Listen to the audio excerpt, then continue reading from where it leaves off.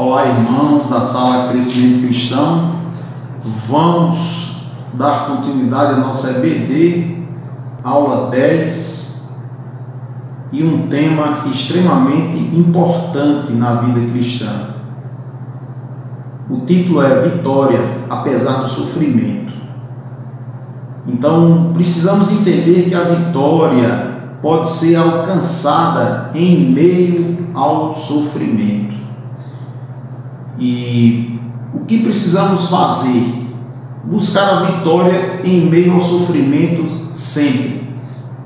Precisamos entender que o sofrimento ele é inerente à conquista, à vitória. O texto áureo está em Filipenses, capítulo 2, versículos do 5 ao 8. Ele diz assim: tende em vós o mesmo sentimento que houve em Cristo Jesus, que, existindo em forma de Deus, não considerou o fato de ser igual a Deus algo a que devesse se apegar, mas, pelo contrário, esvaziou-se a si mesmo, assumindo a forma de servo e fazendo-se semelhante aos homens. Assim, na forma de homem, humilhou a si mesmo, sendo obediente até a morte, e morte de cruz. Então veja, esse texto, a aula da EBD 10, corresponde aos capítulos 1 e 2 de Filipenses. E eu recomendo que os irmãos leiam o capítulo 1 e 2 no livro de Filipenses, para que se torne mais rico o nosso debate, que acontecerá no link que será fornecido no grupo e acontecerá no domingo, após o culto, após a publicação da EBD, no horário de 11 a meio-dia. É só os irmãos acessarem o link. Quem não quiser aparecer, é só desligar o vídeo, pode participar só com áudio. Para quem estiver em casa, não quiser aparecer à vontade, não tem problema, não é obrigado a aparecer. Então, pode clicar no link e a gente participar e ampliar o nosso debate, aprofundar no estudo da Palavra de Deus. O que é que precisamos aprender hoje? Que a vida cristã, ela envolve sofrimento, mas uma coisa é certa: teremos vitória sempre. A vitória é certa. Se você pegar um competidor, um medalhista, e perguntar a qualquer pessoa se queria estar no lugar daquele medalhista, ganhar aquela medalha de ouro, aquele prêmio de destaque, muitos desejam estar na posição de destaque, ganhar a medalha como um vencedor. Só que há um longo percurso até chegar à vitória, e esse percurso envolve sofrimento. Quantos atletas, até chegar ao pódio, quantas horas não passou no treino, lesões, sofrimento, desânimo, e eles perseveraram, persistiram para receber a vitória, para ter a vitória e receber o prêmio. A vida cristã tem uma analogia semelhante, mas o texto áureo, ele realmente é áureo, é um texto extremamente rico. Ele já começa com uma palavra no imperativo. Ele diz: tende. Então, o tempo verbal imperativo, afirmativo, tende, ele deve ser interpretado. Eu gosto de fazer essa analogia. Se é um imperativo, vem a ordem do imperador. O que é o imperador? O rei. Então, a palavra de Deus está dizendo aos cristãos: tenham em vocês o quê? O sentimento que houve em Cristo Jesus. Que sentimento foi esse?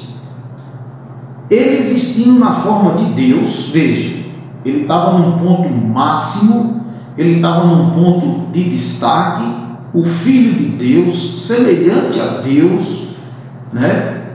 Então ele não considerou o fato de ser igual a Deus, algo que devesse se apegar.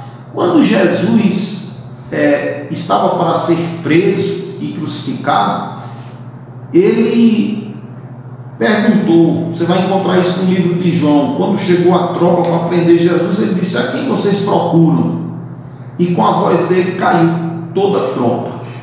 Então a ele foi dado todo o poder dos céus e da terra, mas embora ele sendo Deus, Filho de Deus, cheio de poder, Jesus se esvaziou de si mesmo e assumiu uma forma de quê?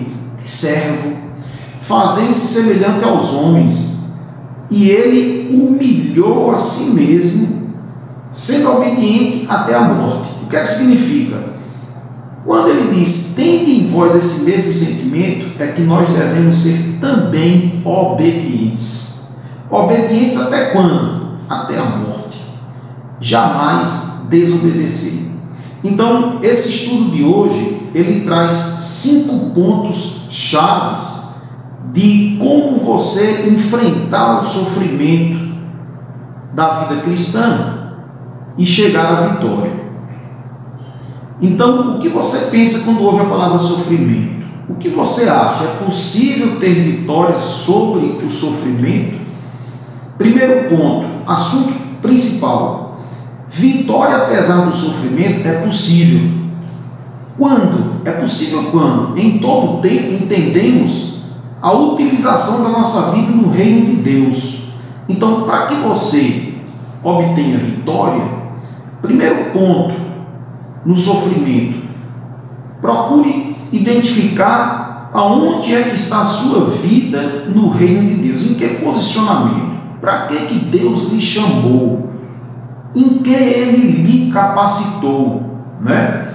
Então o versículo-chave está em Filipenses, capítulo 1, versículo 12, e a sentença-chave diz: Paulo não se deixava destruir por causa do sofrimento. Então a palavra de Deus nos ensina que mesmo com o sofrimento, nós não devemos desanimar. E aí ele diz em Filipenses, na nova versão transformadora: quero que saibam, irmãos, que tudo que me aconteceu tem ajudado a propagar as boas novas. Veja, a vida de Paulo estava sendo cercada de adversidades, prisões, sofrimentos, injustiças, afrontas, enquanto ele estava cheio do Espírito Santo, cumprindo uma função, cumprindo uma missão. Qual era essa missão? Propagar as boas novas. Então veja, quando você tem algo para propagar, alguma coisa que você tem para disseminar, alguma coisa que você precisa que todos tornem conhecido aquilo que você precisa colocar em propaganda. Então a própria vida dele funcionava como uma propaganda. Ele diz: irmãos, eu quero que vocês saibam que tudo que eu tenho que tem acontecido na minha vida tem ajudado a fazer propaganda daquilo que necessita ser feito. Veja que coisa interessante. Então Paulo testemunhava que a sua prisão era em função do compromisso que ele tinha com Jesus Cristo. Estavam prendendo ele em função de quê? Do compromisso que ele tinha com Jesus. Então o Espírito Santo, Deus, através da palavra dele, através da vida de Paulo, nos ensina hoje, em pleno século XXI, que mesmo quando nos sentimos limitados, jamais podemos perder o foco da nossa missão. Quando você se sentir limitado, não perca o foco. Lembre de uma experiência pessoal que você passou pelo sofrimento e agiu como cristão. É assim que deve ser sempre. Segundo ponto, é possível vitória em meio ao sofrimento? Sim. Por quê? Porque mesmo no sofrimento, você não deve perder a intensa expectação.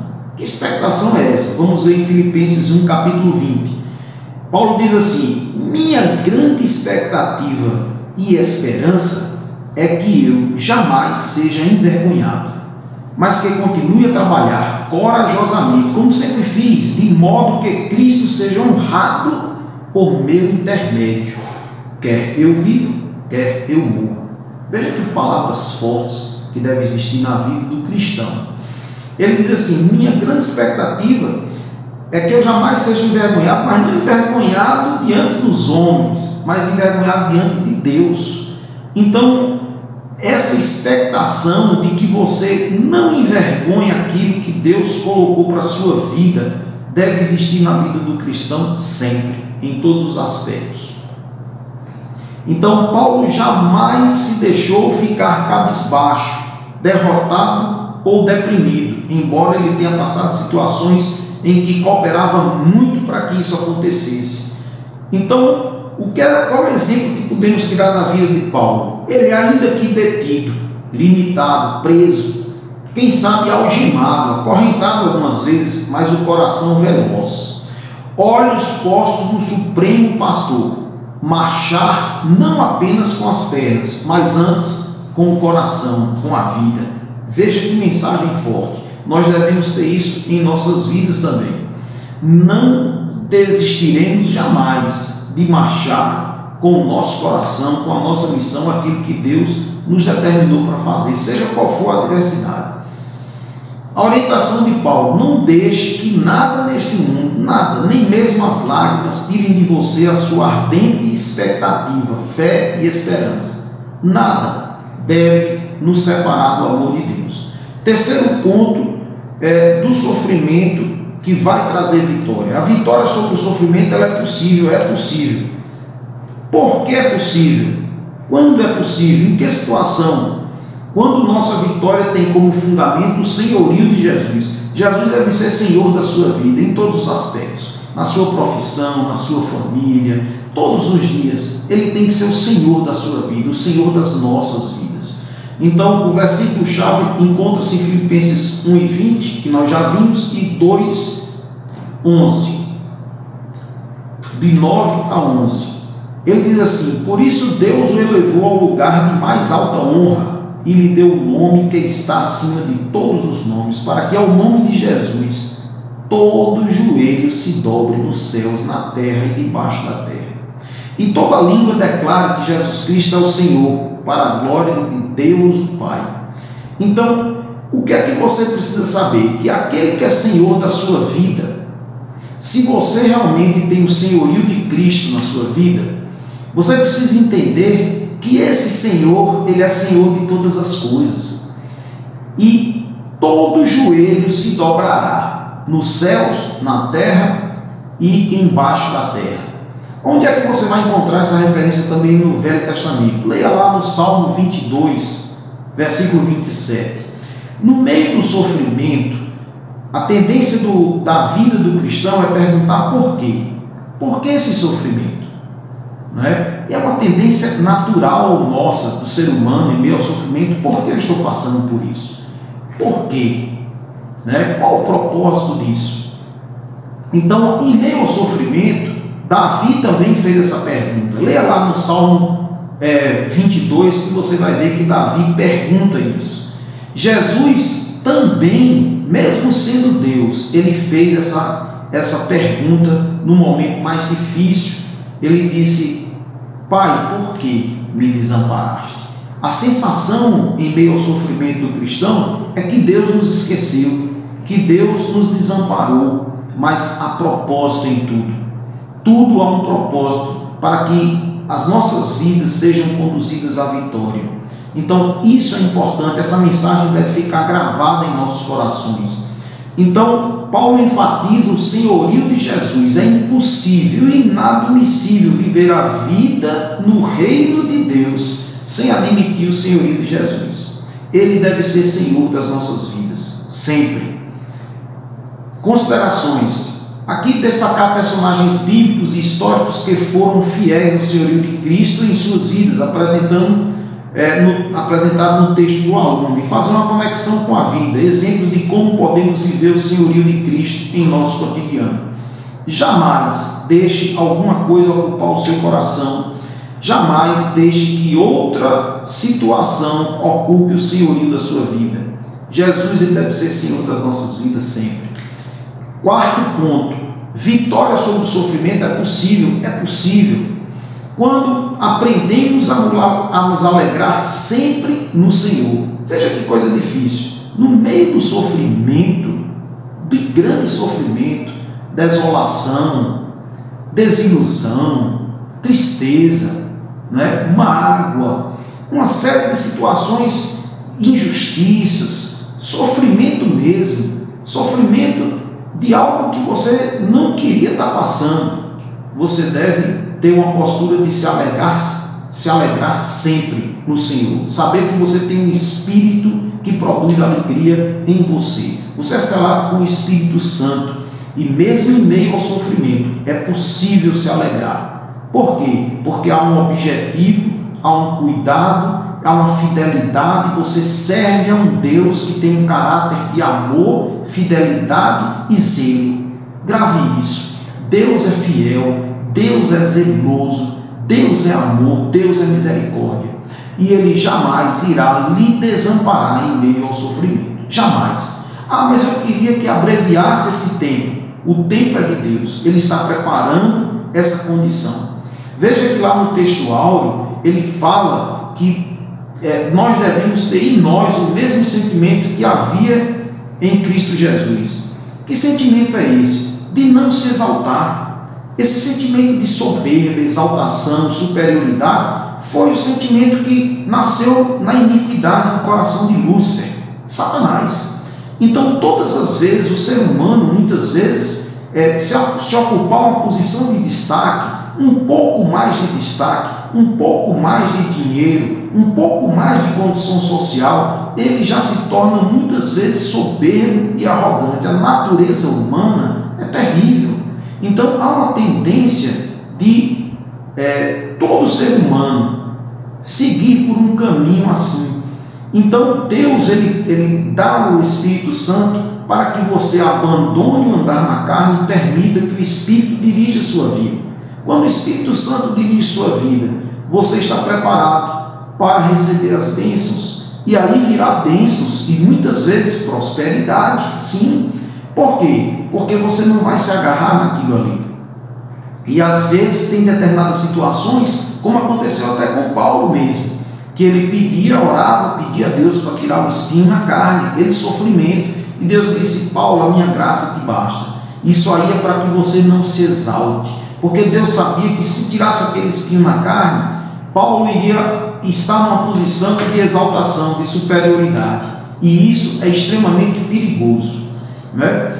Então, alegre-se sempre no Senhor. Versículo-chave, Filipenses 2, 17 e 18. Ele diz assim: entretanto, mesmo que seja eu oferecido por libação sobre o sacrifício e serviço da vossa fé, alegro-me, e com todos vós me congratulo.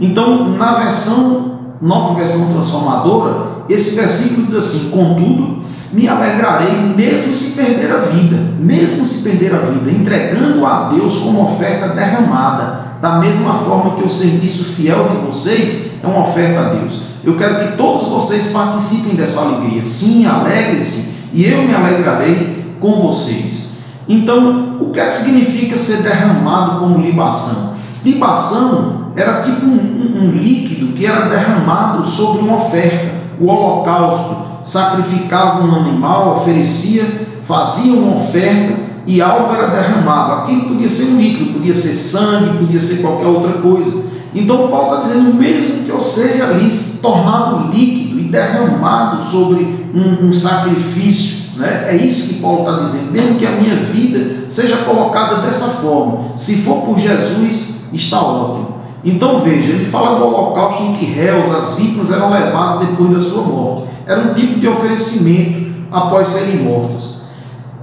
Qual é o paradoxo de você alegrar-se no sofrimento?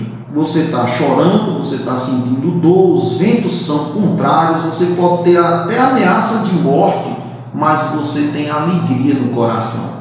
Mas por que você tem essa alegria? Porque você tem o Espírito Santo. O Espírito Santo lhe foi dado. O Espírito Santo foi derramado em nossos corações, né? Você vai ver isso em Romanos capítulo 5, né? Então, o amor de Deus ele foi derramado em nossos corações através do Espírito Santo. E isso vai lhe trazer alegria em meio ao sofrimento. Você chora, mas você está alegre, porque aquele choro vai produzir em você uma situação de fortalecimento e algo melhor está para chegar, a vitória vai chegar. Você tem dor, os ventos são contrários, você queria ir numa direção e os ventos estão levando você em outra direção, a sua vida tomou um sentido contrário, as coisas não aconteceram como você planejou ou desejou. Veja, lá em Romanos, você vai ver isso. Em Romanos capítulo 8 ele diz assim: todas as coisas, todas, não algumas, mas todas as coisas cooperam para o bem daqueles que amam a Deus, daqueles que são chamados segundo o seu propósito. Então, muitas vezes, isso já aconteceu na minha vida, quando você não está entendendo nada, e às vezes você em oração, Senhor, eu estou sem entender, por que está acontecendo isso? O Espírito Santo vai lá e diz, se você realmente está na palavra, por que que Deus insiste tanto na Bíblia, quando ele disse a Josué, quando ele fala no Salmo, você quer ser feliz, você quer ser bem sucedido em tudo, todo mundo quer, então medite na palavra de dia e de noite, de dia, pelo menos 2 vezes ao dia, para que a palavra seja sedimentada no seu coração. Guarde a palavra para não pecar contra o Senhor, guarde a palavra para que ela direcione a sua vida, guarde a palavra para que nos momentos de adversidade o Espírito Santo possa falar ao seu coração, como diz lá em João capítulo 14, ele diz: o Espírito Santo, o Consolador, a quem eu enviei, ele vos ensinará todas as coisas e vos fará lembrar o que tenho dito. Como é que o Espírito Santo vai fazer você lembrar da palavra para lhe direcionar se você não lê a palavra, se você não busca a palavra? Então ore, busque e leia a palavra, porque ele é quem vai direcionar a sua vida, ele tem o Espírito Santo. Então a vida de Paulo nos ensina que jamais se despreza a alegria, apesar do sofrimento, quando esse sofrimento é resultado da fidelidade e entrega ao Salvador Jesus. Veja que coisa interessante. 5º ponto, é possível vitória em sofrimento? Quando? 5º ponto, para que saibamos que há vitória em meio ao sofrimento. Quando você aprende a compartilhar e desenvolver relacionamentos. Então, Deus muitas vezes levanta pessoas em situações difíceis para lhe ajudar na caminhada. Nos momentos difíceis é importante você ter alguém para compartilhar. E Paulo, aí nessa carta aos Filipenses, ele faz referência a Timóteo e faz referências a Epafrodito, nós veremos aqui em seguida. E ele diz: olha, essa pessoa é confiável, eu sei que você está numa situação difícil, mas essa pessoa irá lhe ajudar. Então Deus levanta pessoas. Você não deve, lógico, abrir seu coração e seu sofrimento para todas as pessoas e quem chegar perto de você. O Espírito Santo direcionará uma pessoa. Primeiro clame a Deus, ele vai levantar uma pessoa para te ajudar nos momentos difíceis. Paulo estava na prisão, mesmo assim ele sabia que ele tinha o amor dos irmãos, ele sabia que haviam pessoas que estavam na batalha junto com ele. Então o versículo chave Filipenses 2:25, ele diz: enquanto isso, penso que devo enviar-lhes de volta Epafrodito.